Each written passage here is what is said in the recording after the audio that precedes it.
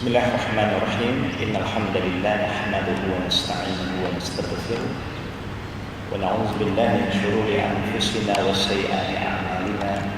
Man yahdihillahu fala mudilla lahu wa man yudlil fala hadiya lahu. Asyhadu an la ilaha illallah wahdahu la syarika lahu wa asyhadu anna Muhammadan abduhu wa rasuluh. أوصيكم وإياي أولا بتقوى الله فقد فاز المتقون كما قال الله تعالى في القرآن الكريم بعد أعوذ بالله من الشيطان الرجيم يا أيها الذين آمنوا اتقوا الله حق تقاته ولا تموتن إلا وأنتم مسلمون. السلام عليكم ورحمة الله وبركاته. Segala puji dan puja adalah milik Allah Rabbul Alamin. Allah perkenalkan dirinya sebagai Rabbul Alamin, bukan Rabbul Arab, Pakistan, Turkistan, tetapi Rabbul Alamin. Artinya Allah pencipta seluruh makhluk, imma orang Arab, imma orang Ajam, imma orang Melayu, Cina, India, Gali, Masaleh, orang yang belum Islam, semua ciptaan Tuhan yang satu, Allah Rabbul Alamin. Selawat dan salam atas Nabi kita Muhammad sallallahu alaihi wasallam yang diutuskan oleh Allah sebagai rahmatan lil alamin, membawa rahmat kepada semua. Al-alamin bukan artinya manusia saja, hatta binatang, pohon, alam sekitar, semua yang Allah jadikan dinamakan alam. Bulan satu alam, matahari satu alam, bintang satu alam, langit satu alam, bumi satu alam, jin satu alam, malaikat satu alam, manusia satu alam. Itu semua Allah yang menjadikannya. Semoga Allah Subhanahu wa ta'ala mencucuri rahmatnya ke atas keluarga Nabi, sejak daripada Adam alaihissalam kepada Noah, kepada Ibrahim, kepada Musa, kepada Isa, dan akhirnya pada Nabi kita Muhammad sallallahu alaihi wasallam sebagai utusan Allah kepada semua bangsa dan semua kaum. Yang saya hormati sidang majelis, imam, ahli jalan kuasa masjid, dan terusnya pada muslimin dan muslimat yang telah bersama kita pada saat ini sampai Jumat nanti. Alhamdulillah, kita berkeyakinan sebagai orang Islam yang sudah lama Islam, sudah tentu memahami bahawa Islam adalah agama Allah, bukan agama kita. Kita mesti tahu membezakan antara agama Allah dan agama kita. Saya sebagai seorang keturunan Cina, keluarga Buddhis, bila ibu bapa itu Buddhis, anak ikutlah apa yang dianuti oleh orang tuanya. Itu yang normal. Sebagaimana Nabi telah bersabda, kullu maulid yulad ala fitrah. Semua yang lahir di bumi Allah ini dilahir dalam keadaan fitrah bersih.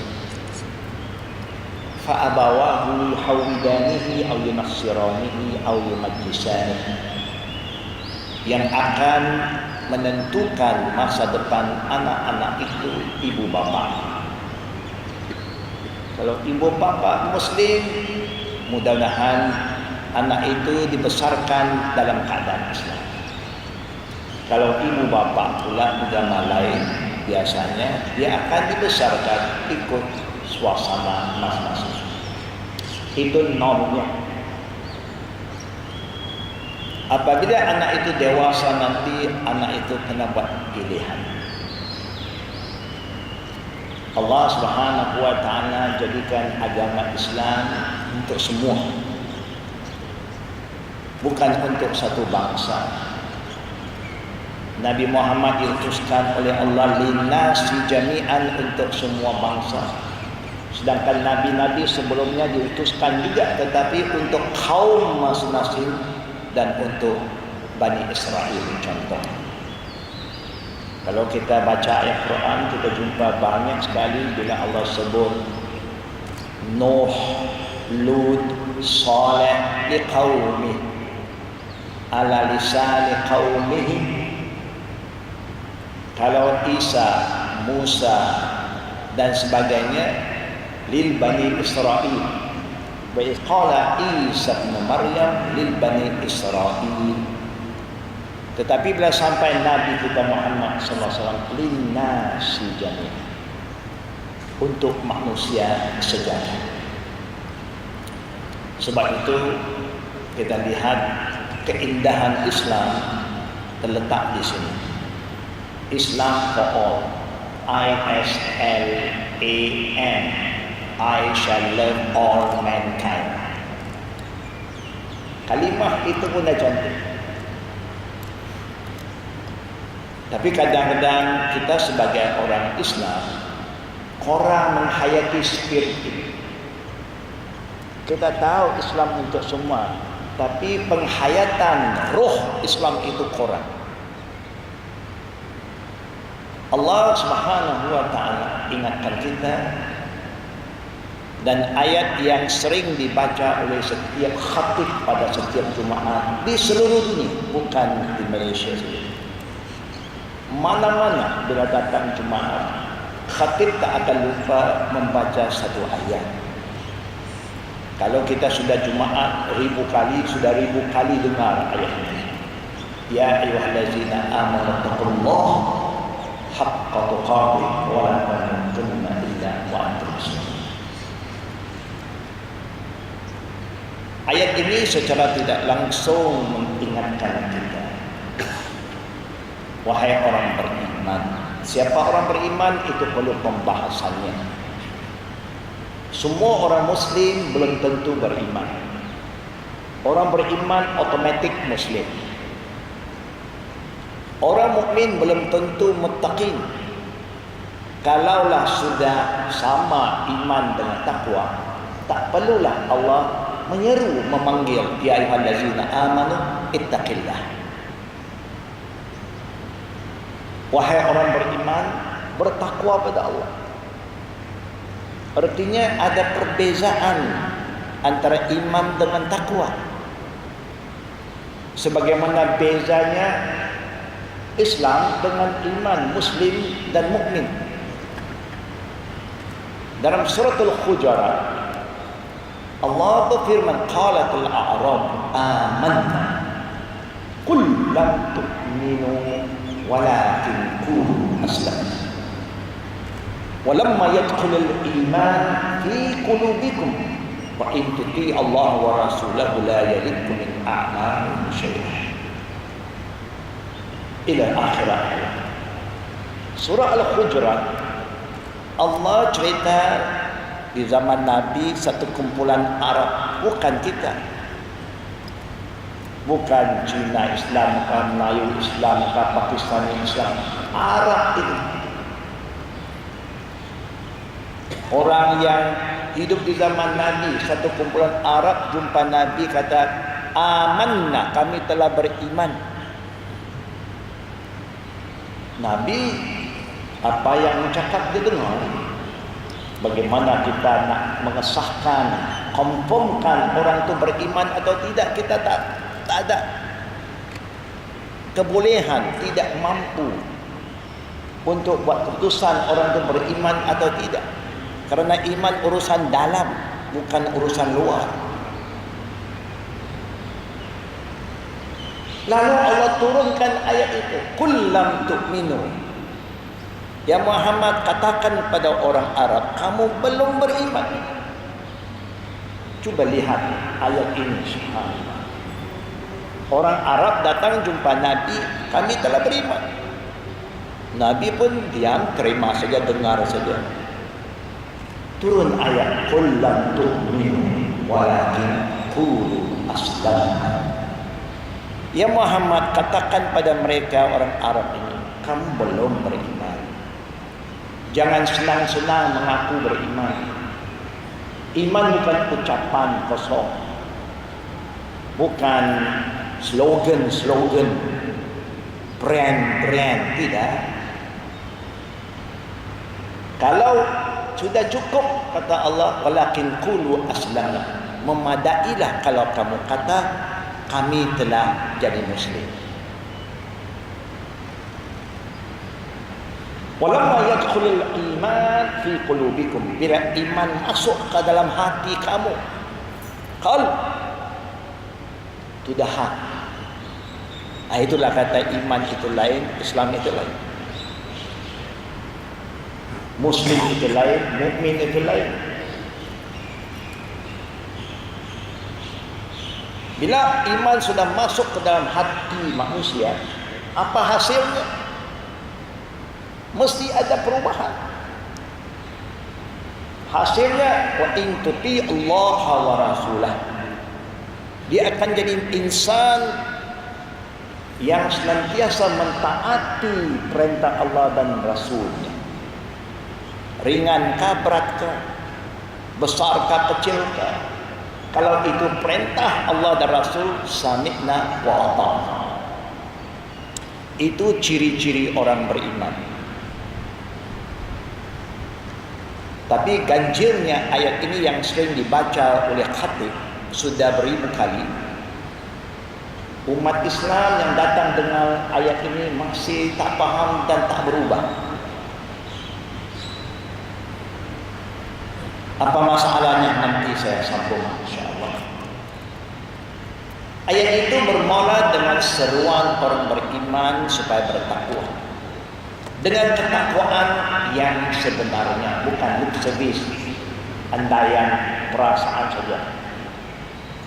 Dibuktikan dengan ketakwaan kamu, segi perbuatan kamu, segi ucapan kamu, cara hidup kamu. Artinya orang bertakwa, cara hidupnya memang berbeza. Cara dia menjaga, dia tak tipu, dia tak cakap bohong. Cara dia bekerja, dia tidak khianat, dia beramanah, dia jujur, dia ikhlas. Itu ciri-ciri orang yang bertakwa. Kalau janji dia tunai, cakap benar, amanah insya Allah dia tak khianat.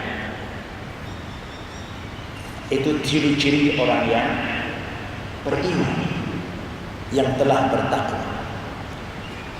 Lepas itu Allah akhiri ayat itu, wala tamutunna illa wa antum muslimun. Jangan mati melainkan dalam Islam. Apakah orang sudah beriman dan bertakwa boleh mati di luar Islam?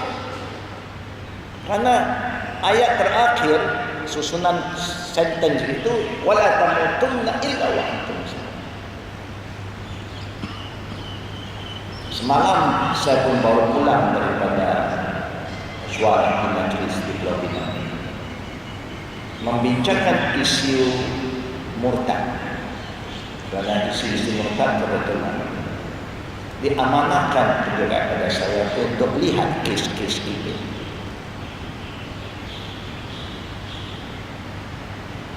Dan kes murtad ini yang kita hadapi, satu kes orang Kristen, satu kes orang Buddhis, satu kes orang asalnya Muslim.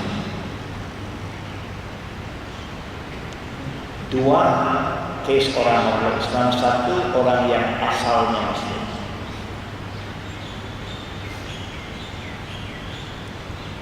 Itu tandanya apa yang Allah berfirman itu sadaqallahu azim, benar. Tidak mustahil orang yang mola-mola kononnya sudah Muslim, sudah beriman, sembahyang, baca Quran, sudah buat umrah ataupun sudah puasa dan sebagainya, tidak mustahil akhirnya dia boleh keluar Islam. Tidak mustahil. Kemudian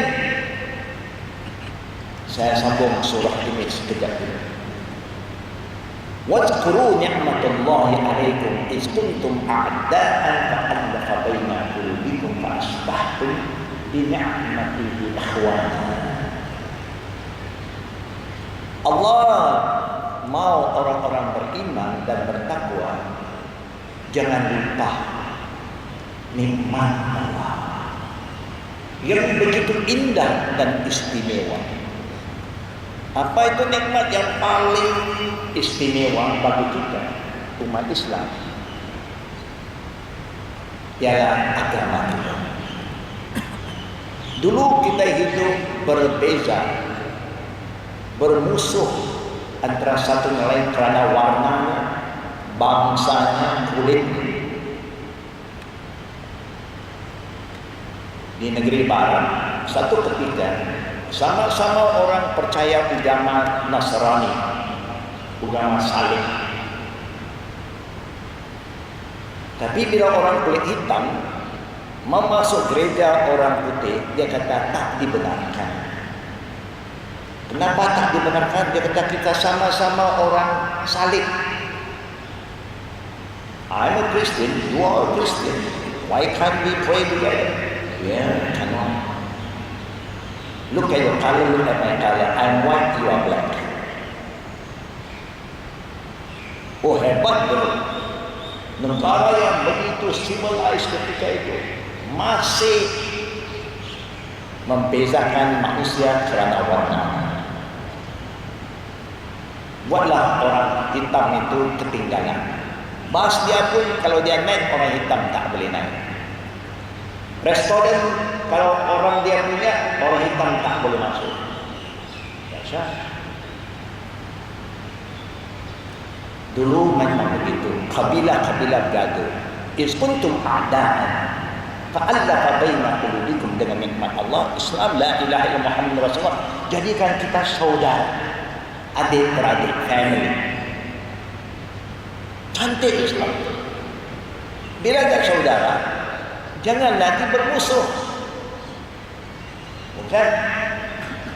Kalau kita sudah family, ada problem, kita bincang dengan spirit of familyhood. Mesti ada problem, adik-beradik pun problem. Bincang, bukan fitnah memfitnah, tuduh menuduh. Tidak, itu bukan bincang, itu fitnah, gossiping, namimah, itu bertentangan dengan ajaran agama. Agama cantik. Allah dah bagi tahu, Allah dah bagi panduan. Indah lagi muslimin dan muslimat. Allah yang menjadikan kita, dia bagi tahu bahawa kita bila salat, tak sah salat kita tanpa membaca surah Al-Fatihah. Betul? Orang salat tak mau baca Fatihah, tak sah kerana dia rukun. Baca Fatihah, tapi sengaja tak mau sempurnakan bacaan Fatihah, tak sah Fatihah.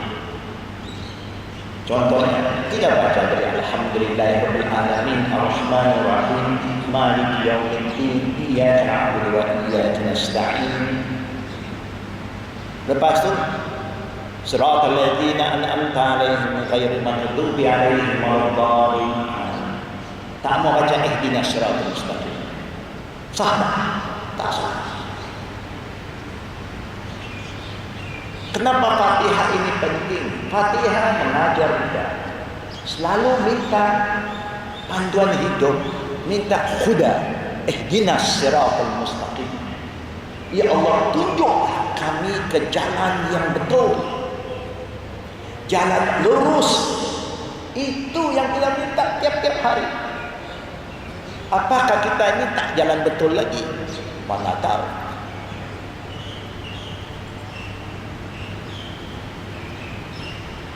Kenapa kita minta? Kenapa yang Allah perintah kita sembahyang Jumaat? Al-Jum'at ilal Jum'at mukaffarat lima bainah. Maksudnya Jumaat ke Jumaat mesti bawa perubahan, peningkatan. Dosa-dosa yang dulu, insya Allah Jumaat ini menghapuskan dosa satu Jumaat yang lalu. Dia tasbih, pembersihan. Tapi kita sudah beratus kali Jumaat tak berubah. Kerana kita datang sembahyang Jumaat tak ada niat nak berubah. Hanya niat sembahyang Jumaat dengan khutbah selesai. Kadang-kadang dengan khutbah pun tak nak. Kan? Sibuk.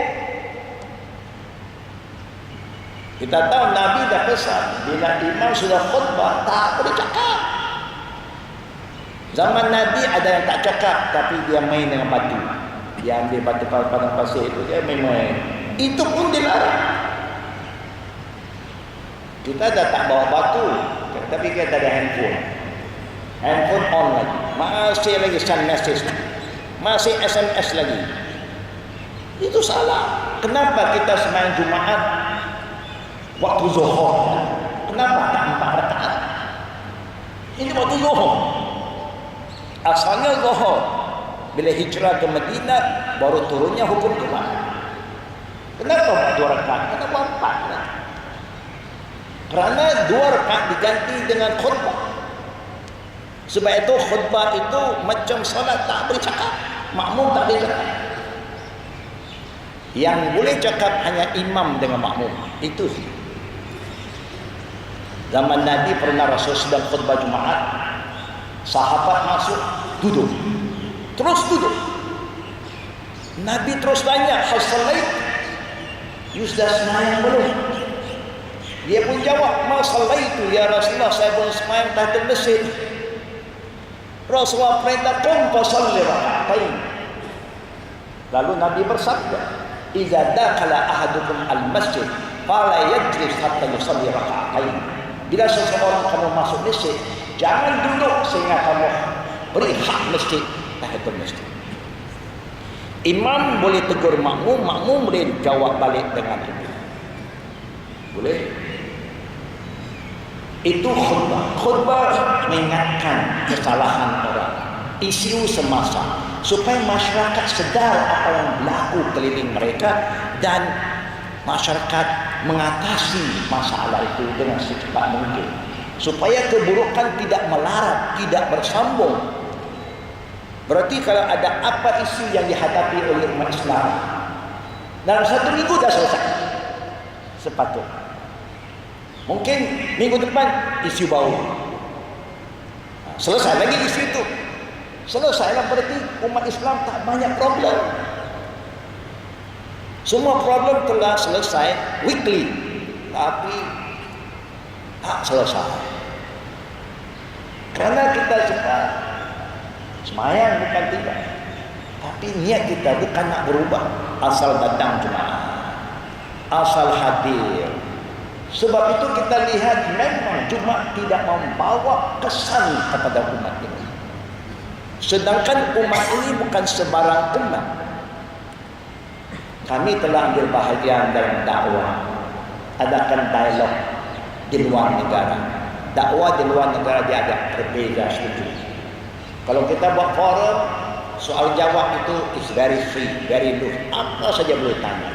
You are free to ask, that is your right.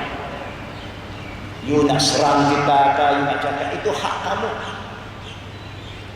Hak kita dengan masalah mereka, paham, jawab.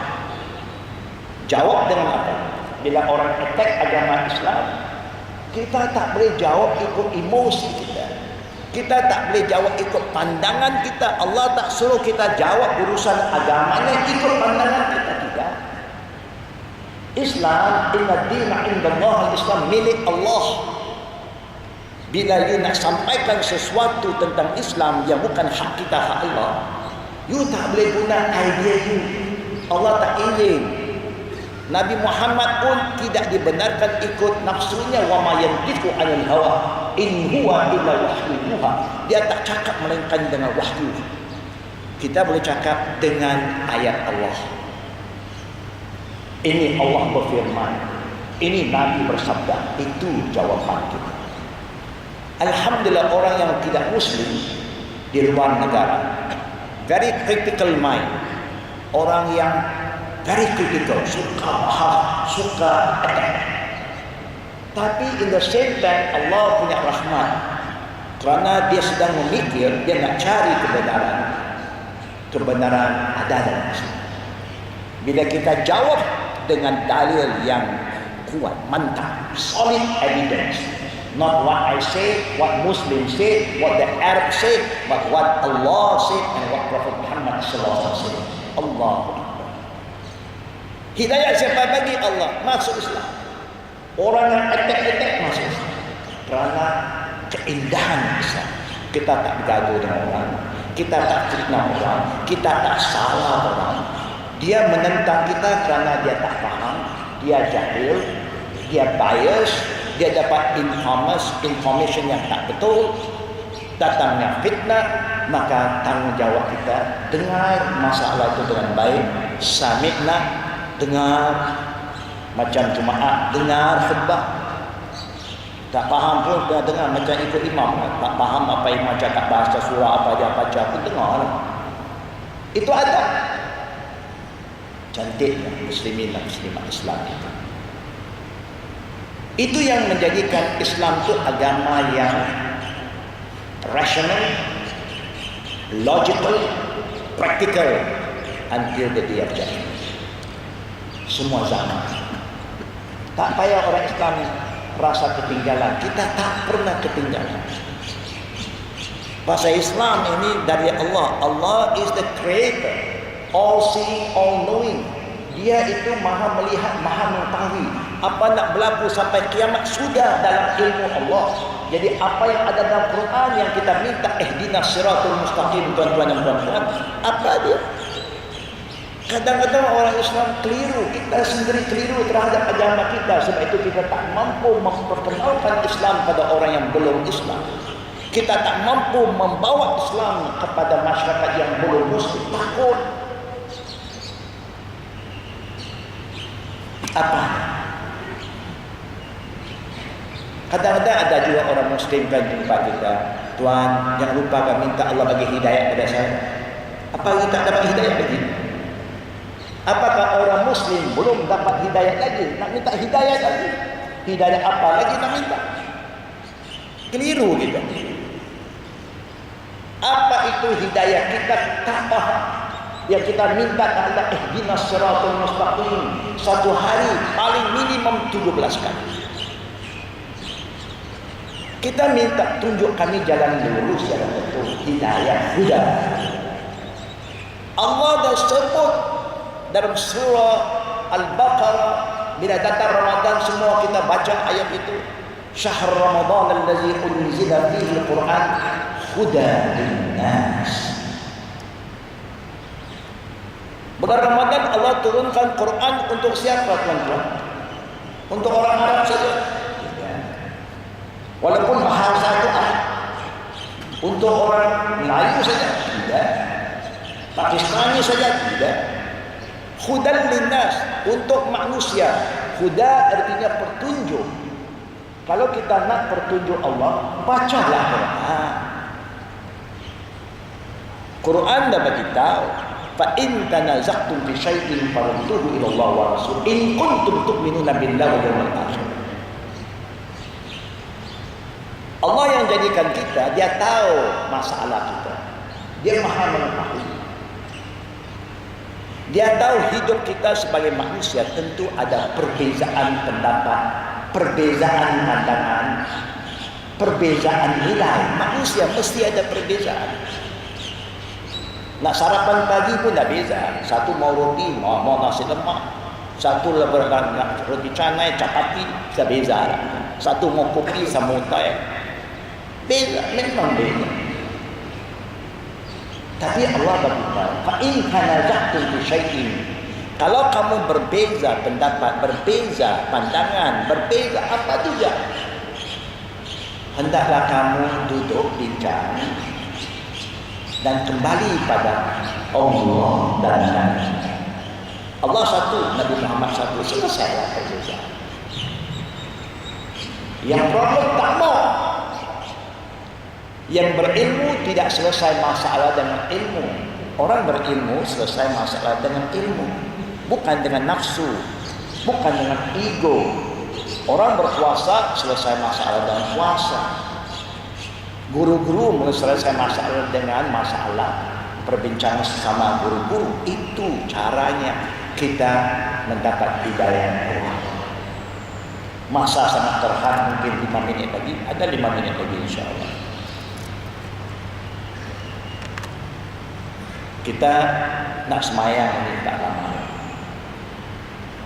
Kita sedar tak bahawa semayang jemaah ini ada pahala 27 kali lebih, kan?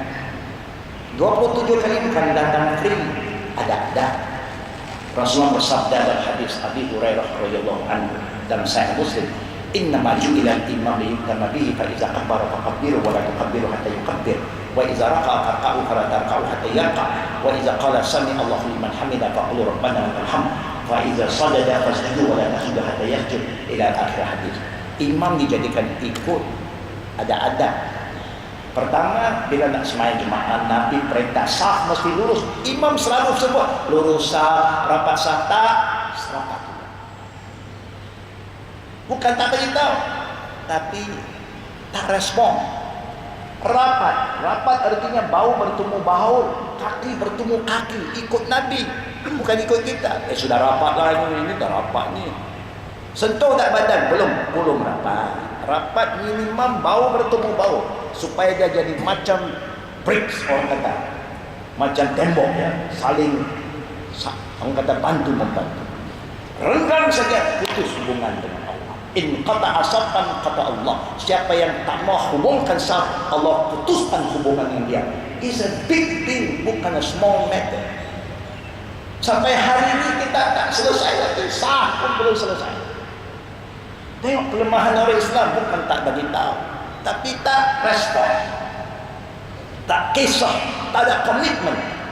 Hari ini jemaat bau, cuba kita buat perubahan. Saf nanti rapat, supaya hati-hati kita disatukan Allah. Sebagaimana kita berdiri, bau bertemu bau, kaki kita connect, stay connected. Ini tak mau. Saya punya sak ini mungkin ada, saya punya bahagian, saya punya sejadah sendiri. Tak boleh semayang jemaah mesti macam satu keluarga. Bila ikut imam, jangan buat apa sehingga imam selesai. Imam dijadikan ikut dia takbir. Jangan takbir. Nabi kata jangan takbir. Kalau imam Allah, kita tak boleh Allah. Sabar, tunggu sampai imam selesai takbir, baru kita Allah Akbar. Imam rokok, jangan bergerak untuk rokok sehingga imam selesai rokok.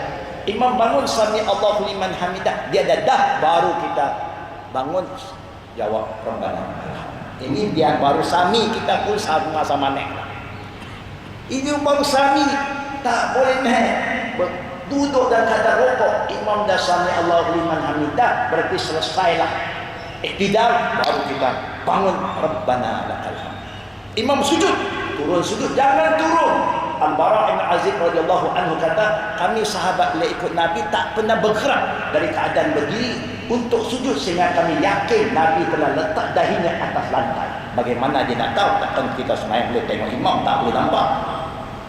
Tapi insya-Allah mengenai imam selesai bacaan dengan gerakannya Allahu Akbar, berhilang, perbuatan dia selesai.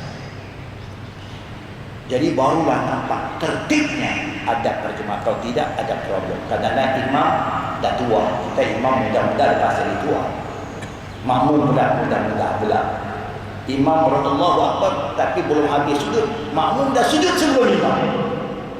Imam baru bangun Allahu Akbar, nampak pendek, dengan jerbu ni nampak pun pendek.